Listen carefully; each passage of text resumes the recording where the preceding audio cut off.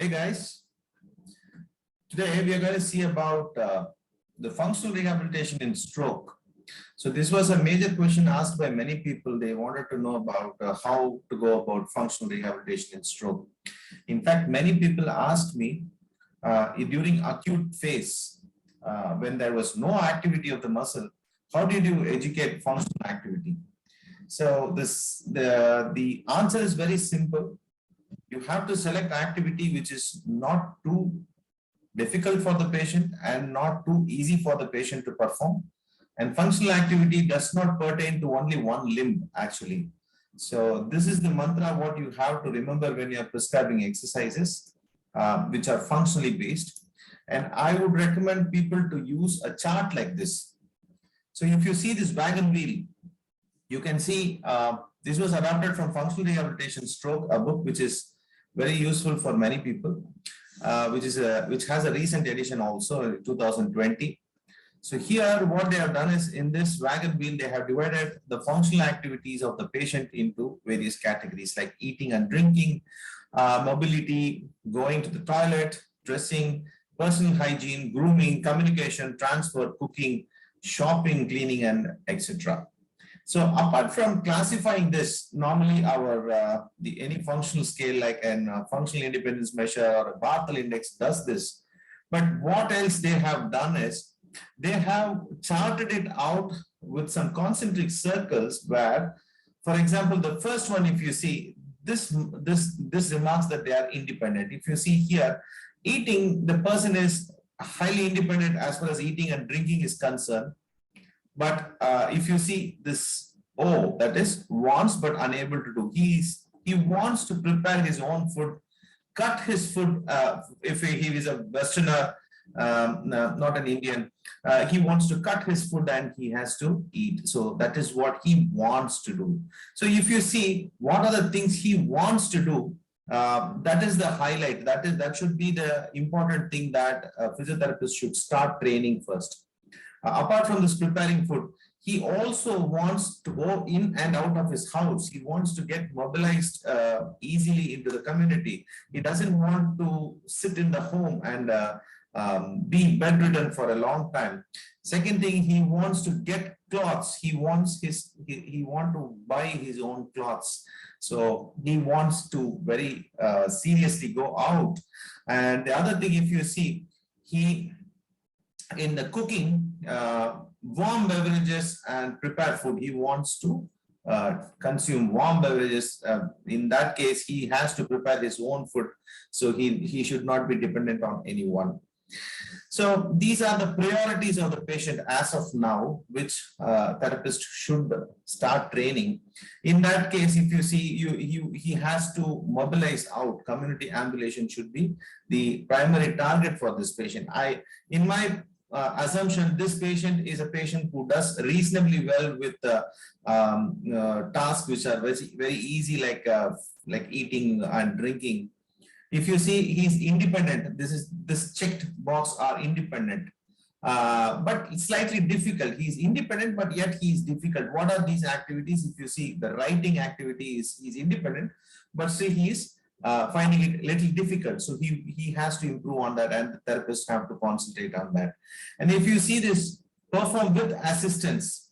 So mobility between floors, like he wants to go to the first floor or second floor, come down to the first floor. He's dependent. With assistance, he's doing maybe an apparatus, or a person might be assisting him, whatever it is. And then this is assistive device. Okay. The second one is perform with assistance, that is human assistance. If you see, most of the activities he's doing with the assistance only, and shopping, he's doing shopping, shop for the day, planning, all these things he's able to do. Very peculiar item here is unable. This one is unable, does not want. He does not want to do. He's not able to do. At the same time, he does not want to. That is the cleaning activities he doesn't want to do. Washing activities he doesn't want to do. Shopping for a week and all, he cannot carry things, and he's not too greedy. He doesn't want to buy all these things. He doesn't want to cook hot meal because he's slightly worried that he may pour things onto his body. So this chart is going to help a physiotherapist to concentrate what are the functional activities that are very much needed for a stroke patient. Rather than giving passive movements and giving electrical stimulation and giving unwanted treatments which are passive and does not involve the active participation of the patient, it is not going to help the progression of the patient. When it comes to the involvement of the patient, people ask me, like, sir, in electrical stimulation also we are applying the treatment on the patient. In passive movements also we are moving the patient's limb. But the very important thing is patient's participation is very important. His active participation, his contribution, he has to perform something actively using his body. That is very, very important. And if you ask me what else is very, very important apart from identifying the functional activities and prescribing, training them, is practice. So a physiotherapist visits a patient for 40 minutes to 1 hour a day. And if that is the only period where the patient is practicing his activity, he is going to miserably fail. Patients, they themselves will not do any exercises. It is the physiotherapist who has to give a chart of functional activities, what he has to train. He has to emphasize on how many repetitions he has to train, at least the minimum numbers he should give, because maximum number is in the patient's hand. I have seen patients who practice throughout the day, and I have seen patients who never practice apart from the physiotherapy session. And it is very also essential for the physiotherapist to involve their family members to monitor the quality of movement and the efforts taken by the patients and motivate them to perform these functional activities. So what, by giving passive movements and electrical stimulations, we are not spoiling the patient. Many physical therapists ask me this question. We are not harming the patient by giving passive movements. We are relaxing them by giving massage or electrical stimulation or whatever it is which are passive, which are targeting the spasticity. We are not harming the patient. Quick icing, what it is going to cost to the patient? Are we harming them? Why are you against it? But my dear friends, very important thing is you are making the patient lose his golden hour, that is the initial days of the neuronal plasticity.